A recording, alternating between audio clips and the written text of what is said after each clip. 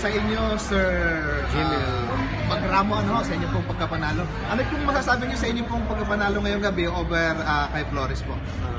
Siyempre, masaya. Makakabalik tayo ulit ng world ranking. Tinamaan po ba kayo kanina nung kayo bumagsak? Nadulas lang ako eh. Nadulas lang. Pero nakaunting ng rep.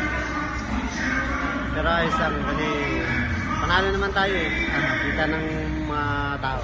Ano po masasabi niyo sa inyong kalaban na kay Flores kanina? Magaling, magtaas, hirap tamaan eh.